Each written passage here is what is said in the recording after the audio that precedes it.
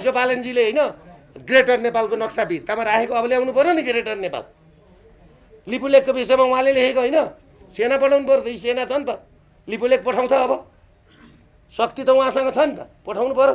हाम्रो लिपुलेख ल्याउँ त फिर्ता ल्याउ न, ग्रेटर नेपाल ल्याउनु पर्यो नि त अब। र उहाँले के गर्नु पर्यो भने गान्धी सर, त्रिपाठी सर, उहाँले भित्तामा प्रधानमन्त्रीको भित्तामा ग्रेटर नेपालको नक्सा राख्नुपर्छ कि पर्दैन? नैतिकताको हिसाबले पर्छ कि पर्दैन? हिजो के को लागि राखेको थियो नगरपालिकामा, आज राख्ने कि नराख्ने? मैले यही लिपुलेख कालापानीको लागि मैले के भनेको थिएँ, लिपुलेख कालापानी चाइना र भारतलाई मानव सरोवर जान चाहिएको र चिनको व्यापारलाई चाहिएको भने हामी त्यो भूमि उहाँहरूलाई दिउँ, यता हामी बाटो लिउँ, सट्टापट्टा गऱ्यौँ, गिभ एन्ड टेक हुन्छ। बङ्गलादेशमा पनि भएको थियो भनेर भन्दाखेरि नि मलाई यो देशद्रोही भने ल्याउँ, नेपाली सेना त्यतिकै प्रशासन गरेर ल्याउनु पर्यो।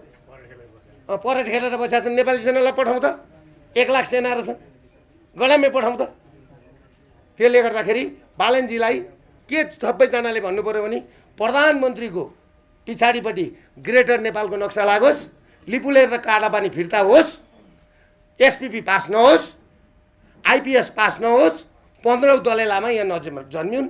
भ्रष्टाचारलाई त जति कारबाही गर्नुहुन्छ गर्नुहोस्, मलाई त केही पनि छैन, म त केही गरेको पनि छैन, मलाई पनि लगेर कारबाही गर्नुहुन्छ भने गर्नुहोस्।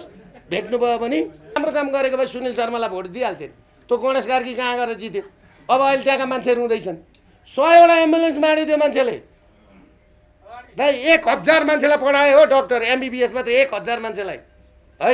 उसको गाउँका मान्छे, उसको एरियाका मान्छे, 3 नम्बर क्षेत्रका मान्छेलाई नि भाइ फ्री ट्रिटमेन्ट थियो।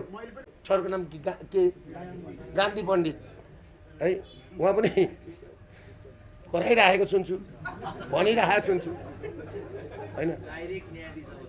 अनि हुनै पर्यो नि, अब उहाँहरूको सरकार आएको छ त उहाँ नभए को हुन्छ त, हुनैपर्छ।